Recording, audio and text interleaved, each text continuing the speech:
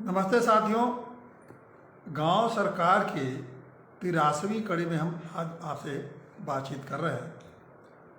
आज हम उत्तर प्रदेश और दिल्ली प्रदेश के ग्राम पंचायतों के बारे में चर्चा करेंगे। वैसे दिल्ली प्रदेश नहीं है, दिल्ली केंद्रीय शासित राज्य है। उसके साथ साथ उसको राज्य के कुछ विशेष दर्जा मिला हुआ है। तो पूरा राज्य तो नहीं है और करीब करीब उसको जो अधिकार है, प्रदेशों का अधिकार है, उसमें सिर्फ 30% अधिकार ही उनको राज्य के जो अधिकार हैं वो हैं। बाकी सब उनके केंद्र शासित सरकार के जो केंद्र शासित राज्यों के जो अधिकार है उनके समान ही राज्य हैं। इसलिए वहाँ लेफ्टिनेंट गवर्नर होता है, वहाँ राज्यपाल नहीं होते हैं। और लेफ्टिनेंट गवर्नर को बहुत ज़्यादा मामले में बहुत अधिकार है, जो कि केंद्र के सरकार के निर्देश पर वो उसका कार्य करता है। लेकिन फिर भी दिल्ली में सबसे बड़ी विशेषता ये है कि दिल्ली के ये केंद्र शासित राज्य होने के बाद भी दिल्ली में 1954 में ग्राम पंचायत अधिनियम, वहाँ पंचायत अधिनियम लागू हुआ, पंचायती राज अधिनियम। ये बड़ी बात है 54 में। और वैसे तो करीब करीब लगभग सभी केंद्र शासित जितने प्रदेश हैं वहाँ पंचायती राज की व्यवस्था है। उस पर हम अलग से जब चर्चा करेंगे केंद्र शासित राज्यों के बारे में कि कहाँ कहाँ क्या है, तो उस पर चर्चा करेंगे कि केंद्र शासित जो राज्य यूनियन टेरिटरी जिसको बोलते हैं वहाँ ग्राम पंचायतों की स्थिति क्या है। लेकिन दिल्ली में उस समय जो केंद्र शासित राज्य था तब भी यहाँ 1954 से लागू हुआ। सबसे पहली बार चुनाव दिल्ली में हुआ 1959 में और 1960 से वहाँ पंचायती राज व्यवस्था कायम हो गई थी। ग्राम पंचायतें वहाँ काम कर रही थी। दिल्ली में लगभग 200 गांव हैं, क्योंकि वहाँ मुख्य रूप से तो शहरी इलाका है। यहाँ की MCD जो है, मेट्रोपॉलिटन काउंसिल काम करती है, नगर महापालिका जिसको बोल सकते हैं आप, दिल्ली नगर महापालिका। लेकिन गांव भी हैं, करीब 200 के आसपास गांव हैं और उन 200 गाँव में पंचायती राज व्यवस्था थी, ग्राम पंचायतों में जो व्यवस्था थी। लेकिन आखिरी बार जो चुनाव हुआ वो सन 1989 में आखिरी बार चुनाव हुआ। उसके बाद से दिल्ली में ग्राम पंचायतों का चुनाव नहीं हुआ। तब से दिल्ली में एक तरह से आप कह सकते हैं कि ग्राम पंचायतें 1989 के बाद काम नहीं कर रही हैं और उनका काम जो MCD है उन्हीं के माध्यम से, जो दिल्ली नगर महापालिका है उसी के माध्यम से वो गांव पंचायतों का भी विकास हो रहा है। तो ये जो, लेकिन 2009 में कोशिश ये की गई कि उन्होंने, सरकार ने, उस समय जो सरकार थी, कि दिल्ली को ख़त्म कर दिया जाए इसमें ग्राम पंचायती व्यवस्था से, क्योंकि कुछ राज्यों में पंचायती राज व्यवस्था नहीं है। और ख़ास करके नागालैंड में पंचायती राज, संविधान में ये व्यवस्था कर दिया गया है कि नागालैंड में, मिजोरम में, और ये पंचायती व्यवस्था उन्होंने कहा कि ये, और कुछ ऐसे राज्य हैं जिसपे हिल एरिया है, वहाँ कुछ जहाँ डिस्ट्रिक्ट काउंसिल हैं वहाँ ये ग्राम पंचायती व्यवस्था नहीं है। तो उसी तर्ज पर इन्होंने कहा कि दिल्ली को भी पंचायती राज व्यवस्था से अलग कर दिया जाए, लेकिन उस पर अभी कोई निर्णय नहीं हुआ। अभी उसी मामला, लेकिन 2089 से दिल्ली में पंचायती राज व्यवस्था लागू नहीं है। तो लेकिन दिल्ली की जो पंचायती राज व्यवस्था उस पर चर्चा हमें करना चाहिए। और आज नहीं तो, चूँकि संविधान से उसको में उससे ऐसा तो किया नहीं गया कि उससे ख़त्म कर दिया गया होगा, दिल्ली में नहीं लागू होगा। इसीलिए वो व्यवस्था है क्या, उस पर हम चर्चा करेंगे आखिर में।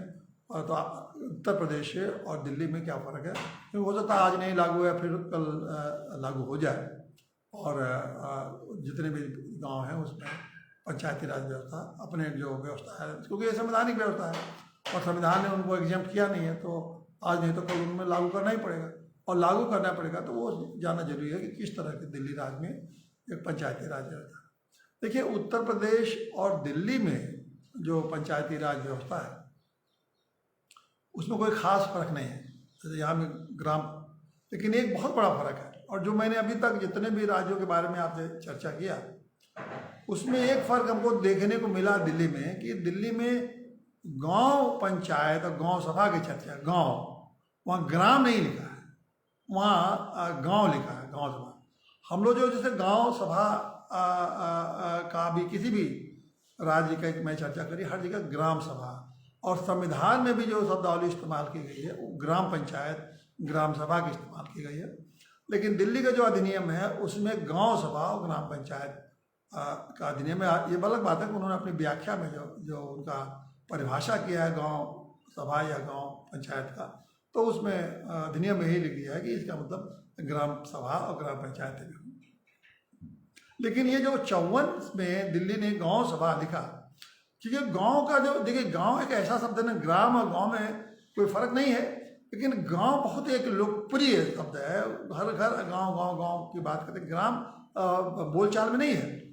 तो गांव का मामला है तो उसे बोलचाल में ही रखना चाहिए, और इसीलिए हम लोगों ने ग्राम सरकार नहीं बोलते हैं, जब पढ़े लिखे लोग बोलते हैं ग्राम सरकार, लेकिन हम लोगों ने इसीलिए गांव सरकार की बात की है। और गांव सरकार से ये ज़्यादा गांव को नज़दीक महसूस होता है। जब हम कहते हैं गांव सरकार, लगता है कि ये कोई पुरानी व्यवस्था है जो कि आगे बढ़ रही है।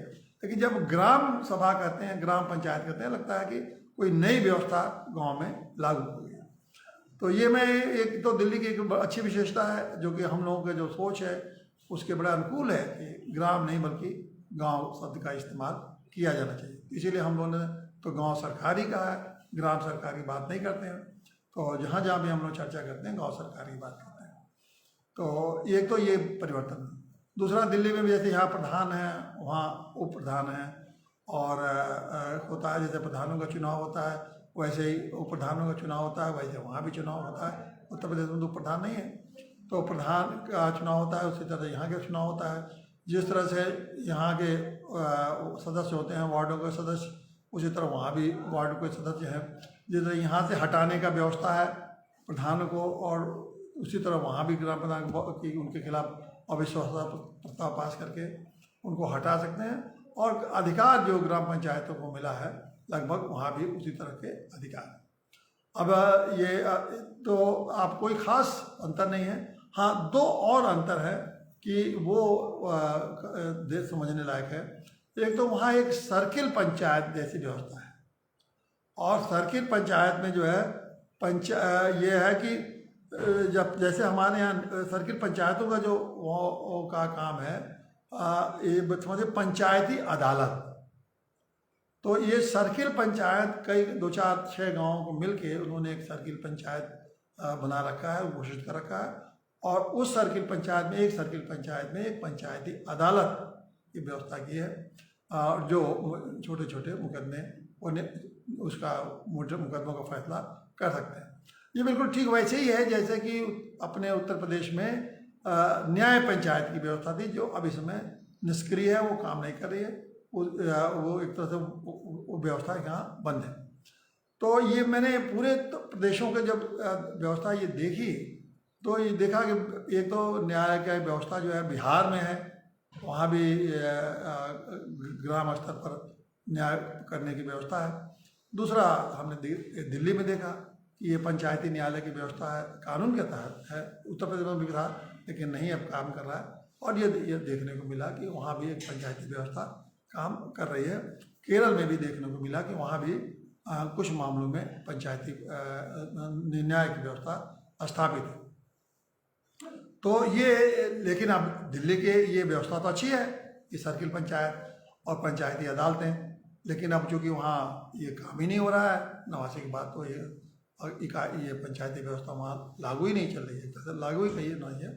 तो इसलिए ये व्यवस्था जो है वहाँ उसका कोई बहुत महत्व नहीं रहेगा, क्योंकि फिलहाल तो वो लागू नहीं है। लेकिन अधिकारों के मामले में जो भी अधिकार दिल्ली के ग्राम पंचायतों को दिए गए हैं लगभग उसी तरह से है। और अब तो ये जो संविधान में जब 73वां संशोधन आ गया 1992 में, तो उसके बाद इन लोगों ने अपने भी पंचायती राज व्यवस्था में उसी के अनुरूप संशोधन किया, और वो जो संशोधन है वो लागू है, और उसके हिसाब से कुछ दिन चला। लेकिन अब वहाँ पंचायती व्यवस्था एक तरह से ठप है। तो दिल्ली की आप ये न्याय पंचायती व्यवस्था है। लेकिन यहाँ एक बार आपको ये तो, क्योंकि दिल्ली में लागू नहीं तो इसे बहुत विस्तार से उसकी चर्चा हम नहीं कर रहे हैं, जब लागू होगी तो विस्तार से चर्चा करेंगे। लेकिन दिल्ली के जो मुख्यमंत्री हैं केजरीवाल, उन्होंने ये अपने जो नगर महापालिका एमसीडी है, तो उसमें इन्होंने कहा कि जो पंचायती राज व्यवस्था है का जो व्यवस्था है, उसी तरह से हम ये एमसीडी की में जो वार्ड हैं, अभी तो वार्ड के सदस्य चुने जाते हैं और जैसे उस तरह से वहाँ चलते हैं, लेकिन उन्होंने कहा कि हम बिल्कुल इसको जो ग्राम पंचायतें का जो व्यवस्था है उसके अनुरूप होंगे कि पूरा मोहल्ला, उन्होंने कहा मोहल्ला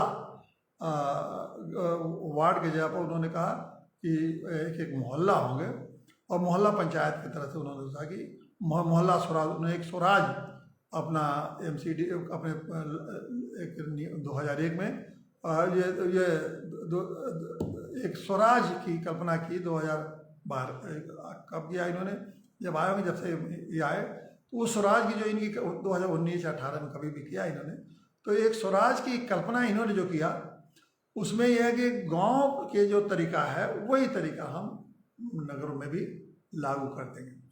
तो वैसा तो वो नहीं लागू कर सकते क्योंकि वो संवैधानिक नगर महापालिका का भी व्यवस्था जो है वो संविधान में दिया गया है, तो वो संवैधानिक व्यवस्था है तो उसके विपरीत तो नहीं जा सकते। लेकिन अब उसको किस तरह से संविधान के से शहरों में जो नगर पालिका और महापालिकाओं के बारे में जो संवैधानिक व्यवस्था है, जैसे ग्राम पंचायत है ना, हम लोग की बात करते हैं, उसी तरह नगर पंचायत के लिए भी संविधान में व्यवस्था है और उसके हिसाब से नगर पंचायत और बनाई गई है। नगर पंचायत और ये नगर पालिका और महापालिका उसी तरह से बनाई गई। तो राज्य सरकार तो दिल्ली की जो केजरीवाल है सरकार है वो उसको बदल तो नहीं सकती, लेकिन कैसे उसके अनुरूप क्या वो अपना स्वराज का उनका जो सपना है वो कैसे उसके अनुरूप वो अपने को गांव पंचायतों को कैसे वो फिट कर सकते हैं, ये आगे देखने वाली बात है। लेकिन मुझे नहीं समझ में आता कि जब संविधान में कोई संशोधन नहीं होगा तो वो ग्राम पंचायतों वाली व्यवस्था वो नगर में हुबहू वैसे वो लागू कर पाएंगे। मोहल्ला स्वराज के नाम से उनका अपना स्वराज, मोहल्ला स्वराज, तो आप कैसे लागू कर पाएंगे ये समय आगे देखने की बात है। तो ये जो शहरों में मैं समझता हूँ कि वो जो व्यवस्था है उसके बारे में हम आगे बहुत आगे चल के, अभी तो नहीं, अभी तो हम लोग ग्राम पंचायतों के बारे में ही बात कर रहे हैं, गांव सरकार की बात कर रहे हैं। आगे देखा जाएगा कि क्या स्थिति बनती है। अभी पहले तो हम लोग गांव सरकार लागू करा जाए, फिर हम शहरों की बात सोचेंगे। ऐसा नहीं कि हम शहरों के बारे में नहीं सोचते हैं, लेकिन जहाँ सबसे ज़्यादा इस समय ज़रूरत है वो है गाँव की ज़रूरत है। और जब तक गांव में गांव सरकार नहीं बन पाएगी तब तक मैं नहीं समझता कि देश का, भारत का कोई जो स्वरूप है, जो असली भारत जिसको हम कहते हैं, ये नया भारत नहीं, जो असली भारत का जो स्वरूप है वो कभी भी स्थापित हो पाएगा। नया भारत तो आप कुछ भी आप नया नया कह के नया नारा दे के नई बातें आप बना लीजिए, लेकिन जो असली स्वरूप होता है किसी चीज़ का उसमें सौंदर्य सुंदरता और उसमें अस्थायीपन ला दीजिए, ये एक कमाल की बात होती है। अगर ये आप कोई कर सकते हैं तो उसका आपको क्रेडिट मिला। नया तो कोई भी गिरा के तुरंत एक नई चीज़ बना दीजिए और फिर उसको कहिए बहुत सुंदर, आप कहने लेंगे बहुत सुंदर, फिर लोग सुंदर हो न सुंदर हो 10 आदमी मिल के कह देंगे। जैसे आजकल हो रहा है नया भारत, सब नया भारत, कुछ भी कहिए नया भारत क्या है कोई नहीं जानता है। आप उसको समझा दीजिए ये भी नया भारत है, वो भी नया भारत है। कोई नंगे सड़क पर घूम रहा है तो उसको भी नया भारत पर कहिए। कोई गाली दे रहा है किसी को, ये साहब इसी तरह शोषण दें लोग, नए भारत में इस तरह लोग शोषण दें, गाली देने, कुछ भी अपनी व्याख्या है कोई। लेकिन जो मौलिक है, जो जिसकी जो असली है वो तो असलियत तो अपना वो तो अब उसको तो आप हिला नहीं सकते हैं जो असली है, बस उसका एक सौंदर्य और सुंदरीकरण और उसको बेहतर बना सकते हैं। तो ग्राम मेरा बहुत दृढ़ मत है कि असली भारत के अगर किसी के मन में कोई कल्पना हो तो जब तक गांव सरकारें नहीं स्थापित होंगी तब तक असली भारत की स्थापना असंभव है। मैं असंभव कर रहा हूँ, उसकी आप कल्पना नहीं कर सकते।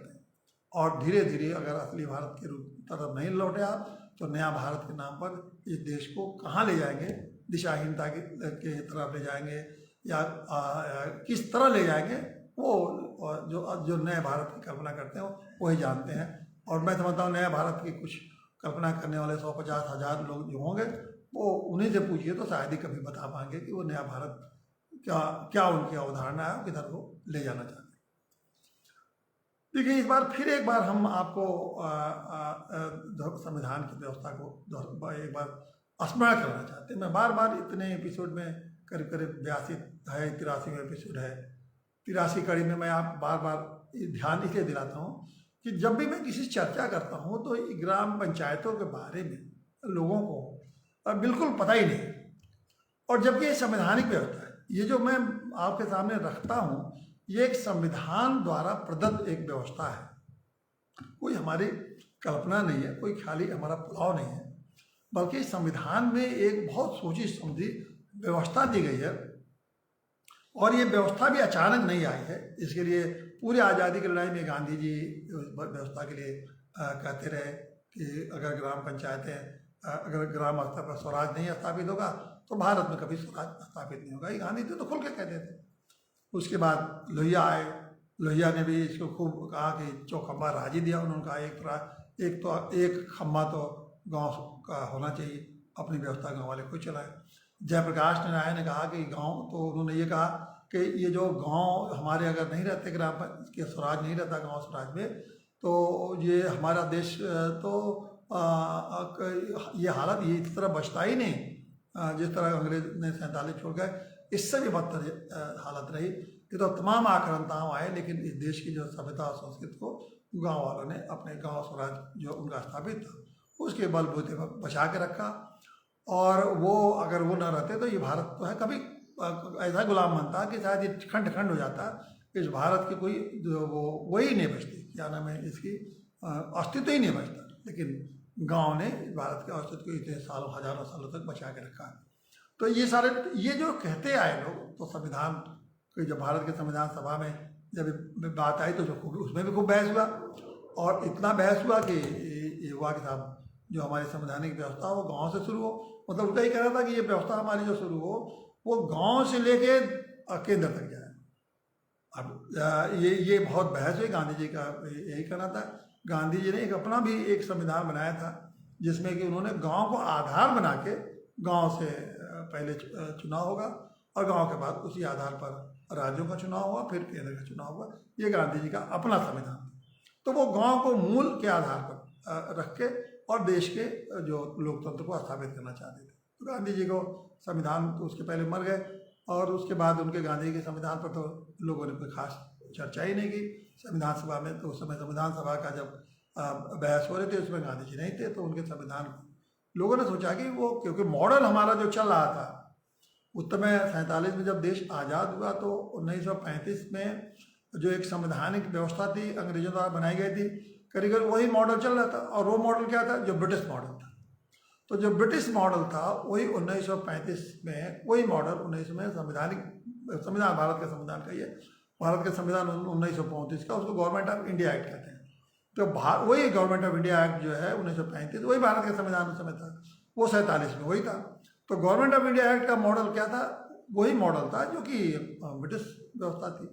तो ये ज़्यादा उन लोगों को सहजता लगे कि जो हम व्यवस्था चल रही है उस व्यवस्था से वो आमूल के अगर हम परिवर्तन करेंगे, शायद उन लोग में आत्मविश्वास न हो समय के लीडर में। मैं तो यही कहूँगा कि आमूल चूल परिवर्तन करेंगे तो शायद वो व्यवस्था को हम लोग अच्छे ढंग से नहीं चला पाएंगे। ये उनका मैं तो आज भी समझता हूँ, मेरा अपना मत है कि वो उनकी कमजोरी थी, उनके अंदर कॉन्फिडेंस नहीं था। और उन लोगों ने जो देखा था, जो कल्पना किया था, वो सिर्फ ब्रिटिश को मॉडल रख के वही सोचा था। तो जैसा आदमी जो देखता है समझता है उसी सीमा तक अपनी उनकी बुद्धि चलती है। तो ये लोग उसी लेवल तक सोचते रह गए। गांधी जी ने देखा तो उनको सब देखा था, लेकिन गांधी जी अपने देश की जो मौलिकता था, असलीपन था, जो मैं जिसको अभी मैं कह रहा हूँ असली भारत, उसको उस चिंतन धारा से वो कहते थे कि हम भारत को चलाएंगे। तो लेकिन अब वो नहीं रहे तो लोगों के लिए बड़ी सुविधा हो गई कि वो अपना वही मॉडल जो ब्रिटिश मॉडल था उसी को थोड़ा फेर बदल करके उसी को इन्होंने बहुत ज़्यादा फेर नहीं, कि बहुत कम फेर बदल हुआ है। अब यह कि जब आप कोई व्यवस्था बदलते हैं तो एक बदलाव के नाते 4 बदलाव और करने पड़ते हैं। तो वही 2-4 बदलाव करके इन्होंने अपना कोई मूलभूत बदलाव नहीं हुआ ब्रिटिश सिस्टम से, तो ये उन्होंने लागू किया। तो इसलिए देखिए आप देखिए तो संविधान में उन्होंने इसीलिए इसको ग्राम बात को उन्होंने कहा कि भाई ग्राम उसी समय डाल दीजिए, ठीक है आप अपने ढंग से चलाना चाहते हैं अपने उस मॉडल में, लेकिन लीगल सेल्फ गवर्नमेंट को भी संवैधानिक व्यवस्था बना दीजिए। इतना तो कर सकते हैं। जैसे नगर पालिकाएं उस समय थी, ब्रिटिश ज़माने में भी नगर पालिकाएँ थी, नगर महापालिकाएँ थी। तो कम से कम उसी तरह से अगर ब्रिटिश मॉडल में नगर पालिका और नगर महापालिकाएँ थी तो उसी तरह से गांव पंचायत को संवैधानिक व्यवस्था दे दीजिए। अगर इन लोगों ने 1900 संविधान में 52 में ही ये गांव पंचायतों को व्यवस्था दी होती तो आप कल्पना करिए कि आज 75 सालों में गांव पंचायतें कहाँ तक व्यवस्था कितनी विकसित हो गई होती। उन्होंने नहीं दी, तो नहीं दिया तो क्यों लिख दिया कि ये directive principle of state policy, मतलब राज्य के नीति निर्देशक सिद्धांतों में रहेगा। आने वाली सरकारें इसको चाहें तो पंचायती राज व्यवस्था को संविधान का अंग बना सकती। अब ये आते आते आपको आपने देखा ही होगा कि 1992 में 73वें संविधान के संशोधन के द्वारा ये व्यवस्था आई और ये जो ग्राम पंचायतें एक तरह से संवैधानिक व्यवस्था का अंग बने, संवैधानिक व्यवस्था के अंग के रूप में आ गई। और वो अंग बनने से ये हो गया कि उनका चुनाव निश्चित हो गया, उनके लिए वित्त आयोग बन गया, उनका वित्त आयोग हो गया, और कैसे कैसे ग्राम पंचायत स्तर पर कैसे चुनाव होंगे, प्रधान का चुनाव कैसे होगा, और प्रधान ग्राम पंचायतों को क्या अधिकार होगा। और उन्होंने एक तरह से दो संविधान में जो उनका अध्याय 9 में एक अनुच्छेद 243 से लेके अनुच्छेद 2043 और 16 अनुच्छेद डाला ग्राम पंचायतों के बारे में। 16 अनुच्छेद, तो एक तरह से 16 धाराएं किए ये संविधान के संशोधन करके 243 से लेके 243 और तक 16 अनुच्छेद या 16 धाराएं उन्होंने संविधान में डाला और उसमें सारी व्यवस्था उन्होंने अलग उनके ग्राम पंचायतों का, वैसे मैंने बताया, चुनाव और वित्त की व्यवस्था और चयन की व्यवस्था, आरक्षण की व्यवस्था, सब कुछ संविधान में ही ये उन्होंने कर दिया कि ताकि इन मामलों में विवाद न हो। और राज्य को दे दिया कि बाकी जो इसके अलावा जो ग्राम पंचायतों को चलाने के लिए जो व्यवस्था करनी है वो आपने अपने स्तर पर, राज्य स्तर पर कानून बनाइए। तो ये व्यवस्था उन्होंने कर दिया। अब इसके बाद एक और सबसे बड़ी महत्वपूर्ण व्यवस्था ये की गई कि ये सब 29 विभाग भी दे दिए गए ये गाँव को, ताकि ये ना कहे कि भाई अगर ये तो हमने सब व्यवस्था कर दी, अगर उनको अधिकार नहीं देंगे तो राज्य सरकारें कहेंगी कि जो मनमानी कुछ अधिकार दिए और कुछ नहीं दिए। तो उन्होंने ग्राम पंचायतों को 29 विभाग, अनुसूची 11 एक नया अनुसूची जोड़ा, जैसे अनुसूची 7 है जिसमें कि राज्यों को अधिकार दिया गया है, केंद्र सरकार को अधिकार दिया गया, उसी तरह से अनुसूची 11 ग्राम पंचायतों को अलग से अनुसूची डाली गई और जिसमें कि उनको 29 विभागों का अधिकार ग्राम पंचायतों को दे दी। और ये व्यवस्था ये भारत के संविधान में ग्राम पंचायतों के लिए बना दी। अब 29 विभागों का भी मैं आपको बता चुका हूँ कि वो 29 विभाग क्या हैं। अब फिर भी कुछ विभागों का जो मुझे इस समय ध्यान में आ रहा है उन विभागों को आपके सामने रख दूँ। मैं बार बार इसलिए रखता हूँ कि आप जाने की आपके स्मरण में आवे, और क्योंकि लोग जान नहीं रहे। बिल्कुल बिल्कुल किसी से आप अधिकारियों से पूछिए, नेताओं से पूछिए जो प्रशासन तंत्र में हैं बैठे हुए हैं या राजनीति में बैठे हुए हैं, किसी को कुछ नहीं पता है।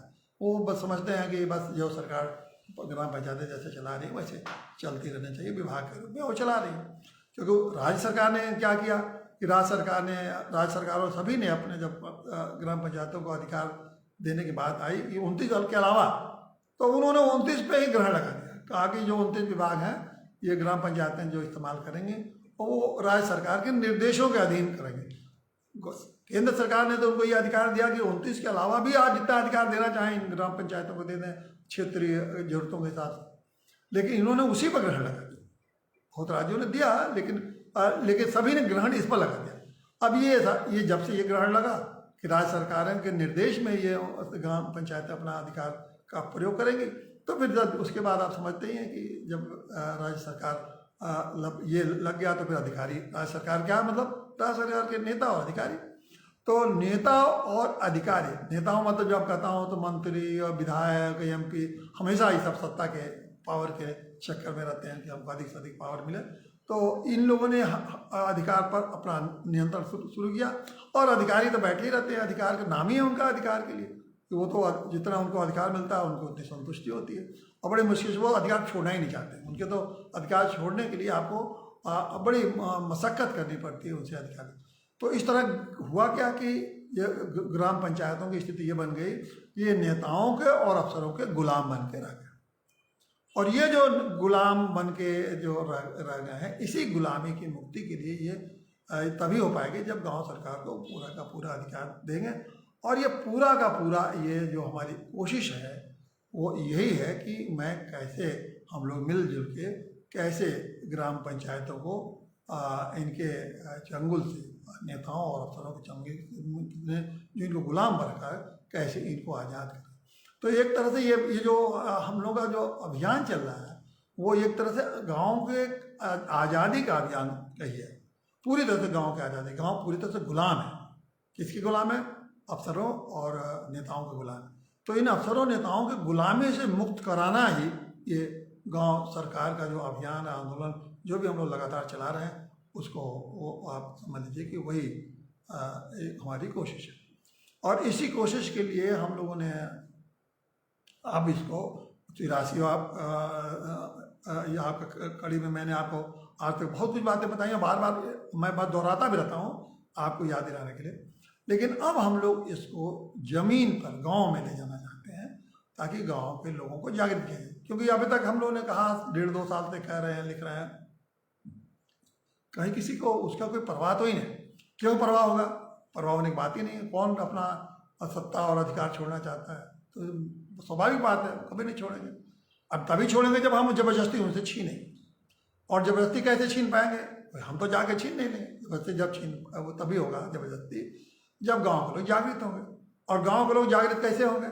जब उनको मालूम होगा कि ये मेरे अधिकार है और हमसे छुपाया गया है और हमको गुलाम बना के रखा गया और हमको अधिकारों के न बता के किस तरह से हमारे ऊपर शासन किया जा रहा है, किस तरह से हमारा जो हमारा इतना उज्जवल और इतना गौरवमय हमारा भूत था, किस तरह से हमको जलालत में और किस तरह से गिड़ाने वाली हैसियत में और किस तरह से भिखमंगों के हैसियत में गाँव को लोगों ने, नेताओं ने, अधिकारियों ने खड़ा कर दिया। तो जब वो लोग समझेंगे तब वो समझेंगे कि फिर वो गाँव सरकार हमें हर हालत में बनाना है। और गाँव की शक्ति, जनता की शक्ति को आप समझ सकते हैं। अगर गाँव से लोग खड़े हो गए तो ये तो चुटकियों में गाँव सरकार बन जाएगी। चुटकियों में अगर कुछ नहीं, 1-2 लाख आदमी गाँव का लिए चलते हैं लखनऊ के लिए, तो आप समझ लीजिए गाँव जब लखनऊ पहुँचते पहुँचते गाँव सरकार बन जाएगी उनकी। लेकिन ये जब तक उनके मन में ये बात उतरेगी नहीं, जानेंगे नहीं कि आखिर में गांव सरकार से उनको क्या फ़ायदा है, गांव सरकार बनने से किन किन लोगों ने उनको गांव सरकार नहीं बनने दिया, कौन कौन धोखा उनके साथ कर रहे हैं, कौन कौन धोखेबाजी करके उनके नाम पर मालूमाल हो रहा है, ये सारी बातें जब उनको मालूम हो जाएंगी तो फिर देखिए फिर जागृति में ज़्यादा समय नहीं लगती। तो इसीलिए हम लोगों ने शुरू किया है कि 1 जून से ये अन्न गांव सरकार बनाने के लिए अन्न जल संकल्प अभियान को छेड़ेंगे। अब ये 1 जून को मैं बलिया में जो जयप्रकाश नारायण का जन्मभूमि है गांव गंगा के किनारे, वहाँ से आप उत्तर प्रदेश का एक तरह से कहिए कि आप वो एक बॉर्डर भी है बिहार और उत्तर प्रदेश का, तो वहाँ से हम लोग 1 जनवरी को 1 जून से अन्न जल अभियान के माध्यम से गांव सरकार बनाने के अभियान हम लोग चलाएंगे। और पूरा महीने भर का ये पूरे जून भर ये अभियान चलेगा ताकि हमारी कोशिश होगी अधिक से अधिक गाँव में हम लोग जाएँ। अगर तो आप समझ लीजिए कि पहला बलिया ज़िले में रहेंगे 1 से 5 तक, फिर बलिया के बाद गाजीपुर में रहेंगे 6 से 10 तक, फिर 10 से 3 तक 13 तक वहाँ रहेंगे मऊ में, फिर 4-5 दिन आजमगढ़ में। इसी तरह करीब पूरे महीने बाद आजमगढ़, सुल्तानपुर, अम्बेडकर नगर, अमेठी, इन जिलों में, लखनऊ, तमाम जिलों में घूमते हुए करीब से हमने कोशिश है कि सैकड़ों गाँवों तक हम लोग पहुँच के गाँव के लोगों को सीधे बताएं। उनको क्या बताना है कि उनको सीधे ये बताना है कि गांव सरकार का आपको किस तरह से गांव सरकार के बारे में न बता के आपके साथ धोखा किया गया, अधिकारों के बारे में न बता के किस तरह से आपको अंधकार के में रखा गया। देखिए किसी भी मनुष्य के जीवन में उसको आगे बढ़ाना हो तो 2 चीज़ बहुत ज़रूरी होती है, एक उसके अधिकार और दूसरे कर्तव्य। आप उसके अधिकार बता दीजिए और उसके कर्तव्य बता दीजिए, तो देखिए वो आदमी उसको कितना अपने को विकसित कर लेता है। लेकिन पहले तो अधिकार नहीं है तो समझ लीजिए कि वो विकसित ही नहीं कर पाएगा, और अधिकार आ गए और कर्तव्य के बारे में उसको अपनी जानकारी नहीं है, तब भी वो अधिकार लेके वो घूमता रहेगा, लेकिन आप उसका कोई मतलब नहीं है उसको। तो जैसे आप उदाहरण के लिए कि आप एक आदमी को जंगल भेज दीजिए, तो जंगल में भेजिए बिना हथियार के भेज देंगे, तो आप हथियार के भेज देंगे तो क्या करेगा, वो जंगल में घुसने की हिम्मत नहीं करेगा, फिर वो डर के भाग आएगा, तो जीवन भर वो जंगल में घुस नहीं पाएगा, चाहे जंगल में सोना ही भरा हो उसके लिए, लेकिन वो डर के मारे वो घुसेगा नहीं, क्योंकि उसके पास हथियार नहीं, मतलब हथियार में अधिकार नहीं है। अगर वो है भी अधिकार, तो अगर उसको आपने कर्तव्य नहीं बताया कि वो कैसे अपने हथियार का कैसे इस्तेमाल करे, तभी वो नहीं जाएगा। तो न उसको अधिकार है उनके पास, अगर अधिकार और कर्तव्य, मतलब आपने उसको हथियार पे नहीं दिया और हथियार के बारे में नहीं बताया कि कैसे उसका इस्तेमाल किया जाता है, तो क्या फायदा, वो तो जीवन में जहाँ था वहीं खड़ा रहेगा। यही हो रहा है। गांव के लोग जहाँ आज़ादी के 1947 में जहाँ थे वही खड़े हैं। और ये कहना, देखिए ये जो आप देखते हैं कि सड़क बन गई, खर्जा बन गया, ये कुछ बिल्डिंग बन गई, कुछ पानी की व्यवस्था हो गई, इतना ही संभावना गांव के विकास की थोड़ी थी। ये जितना 75 साल में हुआ, ये तो 1 साल में हो जाना चाहिए था, 2 साल में हो जाना चाहिए था। गांव की तो संभावना का, विकास की संभावना तो वो होती ना, जबकि गांव में आजकल अगर जो महानगर में जो चीज़ें उपलब्ध हैं, जो तकनीक उपलब्ध है, जो संसाधन उपलब्ध है, आदमी को जीवन को जो आगे बढ़ने के लिए क्या चाहिए, आदमी को ज्ञान चाहिए, हुनर चाहिए और कर्तव्य, उसको निष्ठा चाहिए। ये कौन सा गांव के हुनर तो खत्म करते हैं इन लोगों ने। आप गांव में आप जाइए तो पता लगा किसी के पास कोई हुनर नहीं है। गांव में लोगों के पास ज्ञान ही नहीं है, कि जो ज्ञान उनका था सब मिट चुका है। अगर गांव में मछली पकड़ने वालों को खोजने जाइए तो गांव में शायद मछली पकड़ने वाले आपको नहीं मिले। गांव में बैल पकड़ने वालों को, कैसे बैल पकड़ा जाता है, इसका ज्ञान नहीं है लोग। बहुत सारे परिवार में तो दूध दोहने वाले नहीं है। पहले गांव का बच्चा ही दूध दूधा था। हम लोग खुद जब गांव में रहते थे तो दूध धोना, गाय का दूध होते थे, बैल को बांधते थे, और मालूम था कि बैल को कहाँ से पकड़ना है, गाय को कहाँ से पकड़ना है, भैंस को किस तरह से पकड़ना है। आप जाइए, मैं तमाम जगह उन लोगों को पता ही नहीं कि किस तरह से गाय का छांटी जो उनको खिलाया जाता है, कैसे उसको डाला जाता है, उनको नहीं पता कि कैसे पहले उसे पानी डाला जाएगा, फिर उसके बाद वो भूसा डाला जाएगा, फिर खाद डाला जाएगा, ये सब कुछ नहीं किसी को पता है। जबकि ये सारे एक एक व्यक्ति को गाँव में लोगों को जानकारी थी, उसके पक्षियों की जानकारी थी, पेड़ों की जानकारी थी, फलों की जानकारी थी, दवाओं की जानकारी थी। मतलब कोई आदमी ऐसा गांव में मैंने कभी उस समय देखता ही नहीं था कि जिसके पास कोई ज्ञान और हुनर न हो, और उसके साथ वो बड़े कर्तव्यनिष्ठ भी थे। अपने जो जिंदगी जो जिम्मेदारी थी, अपना जम के दिन भर वो अपनी ड्यूटी निभाते। ड्यूटी कहिए, धर्म, या आप उसको धर्म कहते थे, उसी को आप कर्तव्यनिष्ठता कहिए, अपने धर्म को मान कर करते थे। ये सारी चीज़ें गाँव में थी, उसको आपने ख़त्म कर दिया। और केवल आप कहते हैं कि गांव के विकास के नाम पर कुछ ईंटा लगा दिया, कुछ सीमेंट लगा दिया, कुछ बालू खड़ा कर दिया, कुछ सड़क बना दिया, और उसकी एक नई समस्या, उसके हम बाद में चर्चा करें। तो ये सारी बातें हैं, हम लोग गांव के लोगों को जाएंगे, बताएंगे, और उसके बाद उनसे कहेंगे कि आप जो है संकल्प लीजिए। और संकल्प क्या होगा कि हर व्यक्ति गाँव का, जो लोग भी हम लोग सभाओं में जुटेंगे, उन लोगों से अनुरोध करेंगे, पूरे गाँव के गाँव हैं, और अपने हाथ में अन्न और जल रखें, और ये संकल्प लें कि मैं मोदी जी से, अपने भारत के प्रधानमंत्री हैं, क्योंकि वही को संवैधानिक व्यवस्था उसको लागू कर सकते हैं, तो मैं मोदी जी से हमारा अनुरोध है कि वो गांव सरकार लागू करें।